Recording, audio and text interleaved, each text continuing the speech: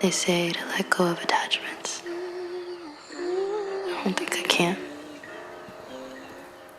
It's warm. It's my people. My story. It's what makes me me. It's home. Long Beach is no stranger to talent, especially in the music world. Of course, we know legendary artists like Snoop and even new artists like Giveon, but there is one artist that you might not know who is carving out her path in the music industry. Satica joins us on The Word today to discuss her Cambodian roots, her music, and growing up in Long Beach. It don't happen overnight. Wish it happened overnight, yeah. So you think the Democratic Party cares about black people? Believe it or not, Rex, I think that tweet is part of the problem. Do you feel like we could have addressed this homeless issue much sooner? You have to speak a word, make it a good one. Okay, let's go. Welcome back to The Word. I'm Jackie Ray. Today's episode is brought to you by our loyal members. To help us continue giving you the best in local journalism, please become a member today at lbpost.com/join. Let's just walk through your journey, because you are. Sure. How did you get into music? I know you went to Poly, and I feel like everybody at Poly got some sort of hidden talent. So Yeah. how did you get into music? Yeah, I mean, I've always wanted to be a singer ever since I was a kid. And it was just kind of like in me. Um, I never thought that it was something that was attainable. Yeah, I kind of grew up in like, a little bit more of a rough area. My parents are immigrants, refugees, so like it just kind of felt like I was really small. And I kind of got to a place where things were, a little bit turbulent in my life. And I was like in middle school and I was starting to write songs, but not as much. And I used to go to a middle school that doesn't exist anymore, but we had Mm. really great teachers. And one of my teachers said, this Satica, like if you want to make music and doing music, like you should try songwriting. And I was like, okay, like let's just do it. And then that kind of like stuck with me ever since I was like 11 or 12. So I started writing Hmm. songs at like 12 to 13. And it was really just more of an outlet more than anything else. I didn't really know like what I was going to make out of it. But during that time, that was like prime YouTube era. Right. Like like just like Hmm. I was still on dial-up, just like Hmm. still competing with my parents on the phone, but like, like prime internet age. And so I Hmm. would like write songs and I would sing and then I would post it on like MySpace and YouTube and all this stuff. And like I was like, oh my God, I really enjoy it. Like I'm getting some kind of like instant gratification. Like the views weren't all Hmm. crazy, but I was like someone who was living in like a tiny apartment, like just being able to like just play and just put it out into the world, it felt really good. And so I continued like kind of having that identity, basically all throughout high school. And then I graduated and then worked with a friend, and we like did our first like amateur project in the garage in Long Beach, actually. And I put it out into the world, and it actually did pretty well considering we have no resources other than just like, Right. just the self like distribution. And then just I think because I'd done it for so long, like people from my school already knew, and like some random people on the internet like kind of knew I was like this just this singing girl from Long Beach, and like I could write or whatever.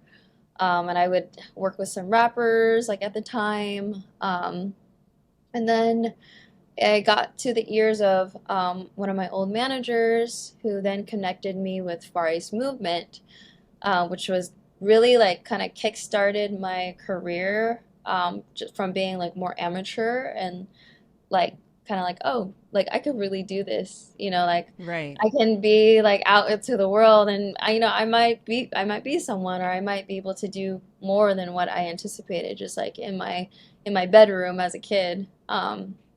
And so I met up with Far East Movement, and I thought it was just gonna be like kind of like a meet and greet. Just and at the time I think I was only like 19. So I was like Hmm. very young. I went to Cal State Long Beach, so I was also in school at the same time.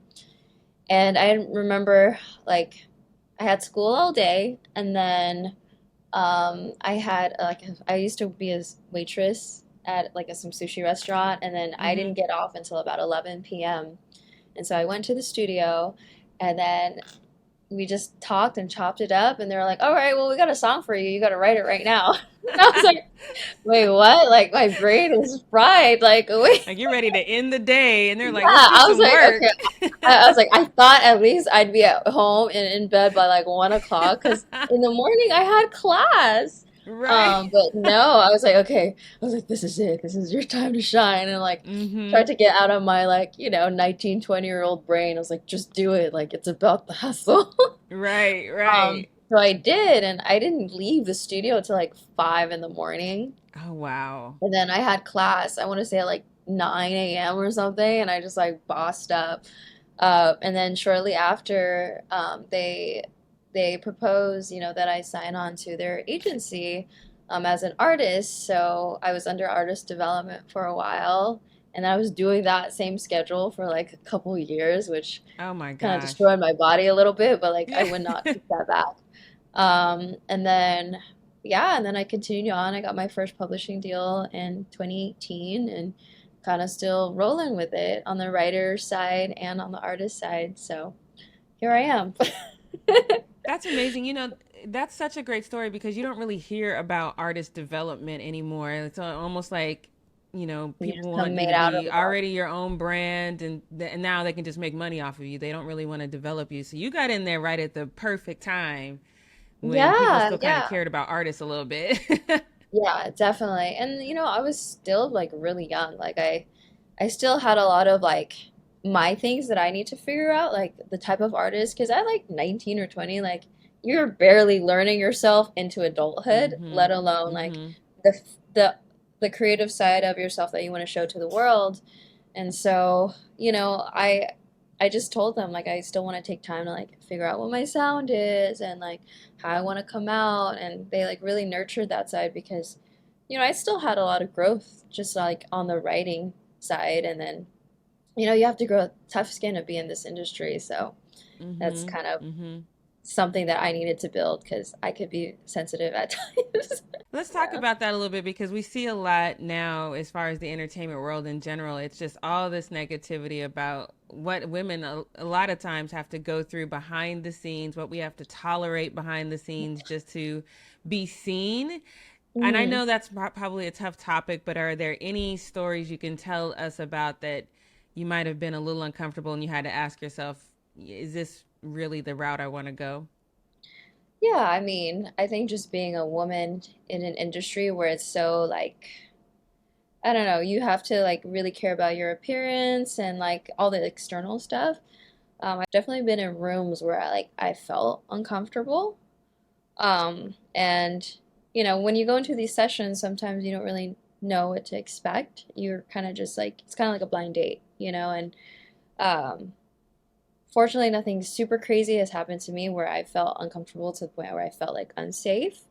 But you kind of That's have good. like a gut feeling where you're like, okay, I need to make my own boundaries, or I just got to get out of here. And I don't want to like mention any specific stories, but I've definitely Right. had spaces where like I'm like, okay, I feel uncomfortable right now, so like I have to play it cool and like be strategic of how I want to like address this because it's a sensitive subject. And then Mhm. just being in the industry, like I said, and having it be so, I guess at the time it was, I feel like now you could be just more authentic and the outward appearance doesn't matter as much. But I've had like comments where it's like, oh, you should be like this or like that, or you know, maybe someone Mhm. commenting about my weight or whatever. Like that's just kind of things that we just have to deal with, unfortunately, as being a part of the industry. And I don't support it. It doesn't feel good Right. to be like ridiculed in that way, but it's you just have to build a tough It's part skin. of the business. It's Yeah. part of the business. I don't support it, and I would never approach things like that if it were Mhm. me. But Right. I've had that happen to me, and I'm like, you just gotta keep pushing, Yep. let the haters hate. Right? You talked about having that crazy schedule for several years and it wreaked havoc on your body. Like, again, especially as a woman, if we don't get enough sleep and if we don't eat right and all Mhm. that stuff, and there's no way you were eating right, Oh going my to gosh. school, going to work, going to the studio. So, what did No, that do to your no. body? I was exhausted. Like when I tell you that I Mm-hmm. was only sleeping like 2 to 3 hours and like having to write papers and pulling all-nighters, like I really don't know how my young body did it. And mind you, this was like 8 or 9 years ago. So like, Right. you just kind of cross your fingers and hope that you keep having steam. But yeah, but there's some Mm-hmm. days where like I would just have to cry because I would be so overwhelmed with everything. Um, and Yeah. like when you look at it in hindsight, it's not as bad, but then in the moment you're like, oh my God, you just feel like the world is crashing on you. But then, you wipe your tears and then you keep pushing. I hate that we have this mentality, but it was just, I felt like if I didn't do it, like I wasn't paying my dues. And it's in like a weird Mm. way. Like I wasn't hustling, if I didn't do that because I felt like there were so many artists out there that weren't going to school and then just doing it full time. And there was a part of me that kind of like felt guilty for also like having an education and then, balancing everything, having to work. And so I was just like, okay, well, I don't, it's not a competition, but if I want to succeed and put my best foot forward, I also have to like give as much as I can. So Right. I just ran, ran with it. I don't do I that love it. anymore. I just Now you're. turned 30, so I'm like, Oh, when's your um, birthday? it's in April. Okay. Well, happy Yeah, so belated. thank you. So yeah, I'm just like, oh, I'm feeling that, definitely feeling Yeah. it now. So I gotta baby a little bit. Yep. And your parents are immigrants from where? They're Cambodian. Okay. Yeah, so And when I did don't know. they come to the States? They came in the States like in the late 80s, but Okay. actually Long Beach has like the highest concentration of Cambodians, so I don't know Yep. if you know that. Yeah. But yeah, they are refugees, and yeah, I'm just like thankful to be here, and they really like shaped my outlook on life That's what I in was a going good to way. ask you. For them being immigrants and being refugees, how did that impact you, and how did that shape kind of how you see the world, and how does it translate to your music? Yeah, I mean it doesn't define me, but it definitely has shaped me a lot. Mm-hmm. I think because I have a lens of like gratitude, I really don't take anything for granted. Because I didn't have a lot of the same luxuries as some other families or people, growing up. And Mm-hmm. again, I'm just happy. I'm just thankful to have like a roof over my head, to be able to go to school, to be able to work on my passions. Like I'm so grateful because like the things that my parents had and had to endure, like I can't even fathom how they are still able to function now. And like, Yeah. yeah, and in my music, it was an outlet because, they had their own struggles, which, affects like how they parent. But ultimately, I think it made me better in some weird way. Like, just again, not feeling entitled to everything Mm-hmm. and Mm-hmm. just being grateful and having that as a motivation just to keep pushing. Now, Yeah. we just celebrated 50 years of hip hop, and Long Beach has such a strong legacy in that. And I know you said you've worked with some rappers. When you incorporate hip hop into your music, do you have a specific like hip hop sound you're looking for, or you're just like, I like this artist. Let's see what we come up with. Um, it's a little bit of both. I was definitely like I grew up on like prime like 90s, 2000s. So like Mm-hmm. I don't know, that just kind of like holds a special place in my heart. Just like, like Snoop of course, and then like the prime Right. eras of like, Ashanti and Ja Rule Yeah. and like J Lo, like Yes. yeah, it's always nice, like when I am doing something fun or like, there is elements of hip hop, like I don't know, when you kind of add in those nostalgic moments, but like, I'm kind of open to everything, and that's like the fun part about being a writer is that I can kind of like blend genres. Mm-hmm. But I don't know. A lot of it's definitely more like nostalgic. I like a lot of like retro soul and like yeah, again like 90s, 2000s. Um, but that those are my favorite eras. So as a writer, what's a typical day for you as a writer? A typical day for me as a writer, Is there a like typical day or is it different every day? it's a little bit different every day. It honestly Yeah. depends on who I work with. Like, if it's someone that I'm comfortable with, like, I don't have to do like what are you into? What do you like? Because essentially, it's like you're trying to get on the same like creative wavelength. Mm-hmm. And then you can't really do that if you don't know the person. So if it's a new person, then I'll come in, then I'll ask them, what do you like? Like, what are you geared towards off? Because it really is based on like energy and vibes. It sounds so corny to say, but like Mm-hmm. it's so true because if you're like on different headspaces, then, there's a level of like vulnerability when you're creating together. So if that doesn't Right. always like mesh, you're like, either the producers kind of like, do you like this? Or like, I'm like, oh, is that weird? Do you like it? Right, And right. so I just want to make sure that, we're on the same page and there's like a level of safety and respect. But after that, you just, usually the producer will like, I prefer if they make something from scratch and then I just kind of like ripped and then I sit there and I really hone in on the words and the song structure.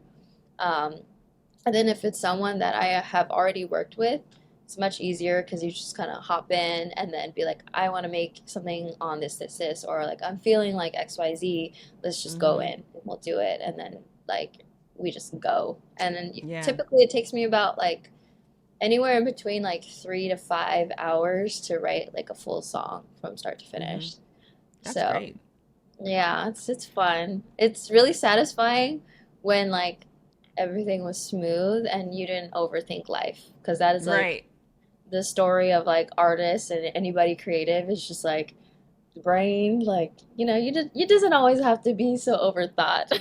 Yeah. It's just like trusting your instincts and then Yeah. your intuition and just being intentional like if something doesn't feel right and like you feel like you need to rewrite or rework something like don't fight it, just go for it, Yeah. instead of like ugh, maybe we could make it work or blah blah blah blah. You just gotta keep going and then Yeah. figure it out afterwards what you need to fix. Now, who are some of your favorite? I don't see. I think that'd be a difficult question because I think maybe you would have a favorite artist, but maybe the song you guys did was, or you might have a favorite song, but is there a favorite song, favorite artist that they both meshed at the same time?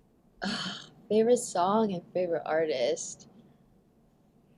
I have favorite songs that I've written, but I don't know if I can tie them to like a favorite artist. Mm. Um, this is gonna sound so like cliche, but definitely my favorite artist is Frank Ocean. Everyone But loves Frank. He's hard not to love, right? he's just so good. It's just like I Yeah. think there's just like a lot of conviction in his voice, and then his lyric choices are really interesting. Um, Mm-hmm. and then production wise too. But um, my favorite songs that I've written, it was actually with a group called McKenna, and Okay. I realized that I'm like much more of like a people person where I Mm-hmm. enjoy like the process of the song. Like that's what I tie to like the happiness of creating it, Mm-hmm. versus the song itself. So like, me being able to work in a collaborative space and then just having fun, I think that's like why I had it's probably like one of my favorite because I tie it to like a memory. Right. Um, yeah, so right now it's a song called Only One. That's one of my favorite that's out, and then Honey Whiskey, which is like the first song I've ever put out. I love the Ode to Long Beach. I swear I listen to that almost every day. That's like one of my favorite Oh, songs. thank you. Yeah, and it's the video is so perfect. It's so like that chill, let's go around Long Beach vibe that, and it's interesting how that mindset sets in so quickly. Like I've been working with the Long Beach Post. May 10th was my 2-year anniversary, but I thank Congratulations. you. And I just moved down here in Yeah, May. So it was like, okay, on my 2-year anniversary, I moved to Long Beach. And yeah. then I went from living in downtown LA where I knew exactly the places I want to go and I really didn't venture out from Hmm. that. So Yeah. now, like on the weekends, people are like, "Do you want to go to?" And I'm like, "I don't know where that is, but yeah, let's go." Yep, Because you sure. just all you just Yeah, you're like, new it's just place. cool vibe, yeah, and Yeah, it's an interesting vibe down here. It's totally different than any. And yeah, I've like I said, I've lived in pretty much every city in LA County, yeah. and this is an entirely different vibe than anywhere else. Do you miss that vibe now that you're Oh in my the God. NYC?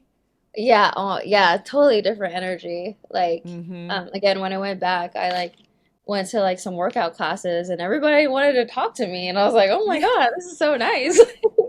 Like, what's your name? And over here it's everybody just like, let's just go, you know. Mm-hmm. But not say that like people are mean here or whatever, but I really like Long Beach personally because it's a beach city, but it's not like Mm-hmm. stuffy. You know what I mean? Right. Because if you go like south of Long Beach, you know, you get like some really interesting people who are like, you know, they could be a little pretentious. And then Mm-hmm. same if you go north to like Manhattan Beach and Santa Mm-hmm. Monica, it's like it's just like a different energy and something I like about Long Beach, it feels more like grounded and humble. Right. Do you And it's think? like it's like super duper diverse, which I love. I mean, I like it here, don't get me wrong. New York is great. It's just different. Yeah, the And pace is different. how long have you been out there now? I just moved, actually. I moved in April. Oh, so you Um, haven't done a New York winter yet. I've done a New York winter, Oh, okay.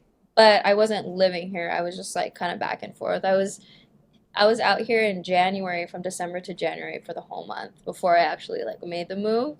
Okay. And I don't know about these single digit weathers. I was gonna say we're gonna have to revisit this when you do a full winter, when you do Uh, months of a New York I don't winter. know. Yeah, yeah. We'll see. I'm just gonna be inside, Right. shriveling, Every time I'll be baking. like, "You want to jump on a call?" I'm drinking hot chocolate right now. Yeah, we'll see because it was cold. Like, yeah, out of the Yeah. layers. It's like you go outside and you got 5 layers on, and then you go inside and the heater's blasted, but you're like, I Yeah. don't want to hold all my coats right now because, like, Right. you go to up any walk up, you're like, crazy. Exactly. What's next for you? What's a song coming out in the future that we can look forward to? I am planning, I haven't released anything this year yet. And like usually I Okay. try to release like a little project every year. But I'm in the works. And I'm hopefully I can release something by fall. Yay. And you know, I don't want to like, because before I was like a little bit too strategic where I wouldn't put out things as quickly, even though I have like a stockpile of songs. But this Mm. time I want to just like just not again not overthink and just share and then let the world receive it how they want to receive it.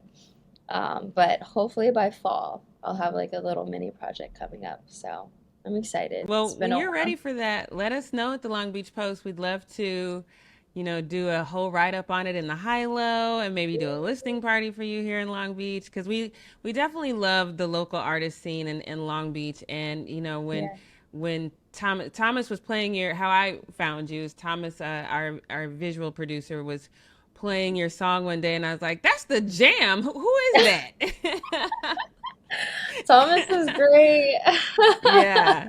And he was like, "What? You don't let me put you on." And then he sent me your link, and then that's how I found you on YouTube, and then that's when I found the Ode to Long Beach, and I was like, "Yo, I got to interview her. This is her music is so good, and it speaks to different emotions. I have like a wide array of artists that I love, but Prince is my favorite because he has so many different, like, no matter Yeah, what you're feeling emotionally, he has a sound for that. And you he's have just songs that speak to a lot of different emotions, and I love that about you. thank you. I appreciate that. Yeah, I really do appreciate that. And yeah, no, Prince is amazing. He's the GOAT for a right. reason. He is the GOAT. I tell everybody, like, we're not doing this argument. He is the GOAT. Stop He's the playing. GOAT. He's got range, Yeah. he's got versatility, he's got style. Mm-hmm. He is it. Mm-hmm. Yes. Well, thank you so much. Tell people, where can we find you? Where can they listen to your music and follow you on your journey?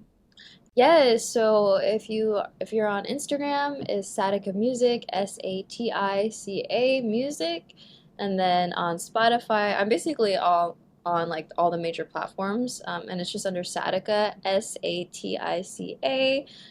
Same with I guess there's no Twitter anymore, but X. And Right. then TikTok, same thing. But yeah, just, if anybody's curious, I always love new listeners, and I'm pretty accessible, so you can always message me. And Yes. yeah, thank you so much again for reaching out and listening. Appreciate you and your energy. Yeah, no, thank you. I was definitely excited to talk to you, because Thomas, like, he hyped you up. I hyped you up too, though, because I was like, I need to put her in my playlist. So Thank thank you. you. You are Thank you are you. in my playlist. That's what I'm saying. You Make made sure it. I get that listening when you release this new album, because I promise you we're going to be looking forward to that. Oh, thank you. Thank you so Thank much. you. All right, Appreciate have a great you. day in the NYC. Be safe Uh, out there. thank you. Take All right, care. talk to you soon. Thank you so much to Satica for joining us. I promise you, you need to check out her music. Her music is amazing. I would not hype it up if it wasn't, because I'm kind of a music snob. So check her out, support her. Local musicians, I want to hear from you as well, but we are going to support our local artists because there's so much talent here in Long Beach. Thank you guys for joining today. And remember, if you have to speak a word, make it a good one. We'll see you next time.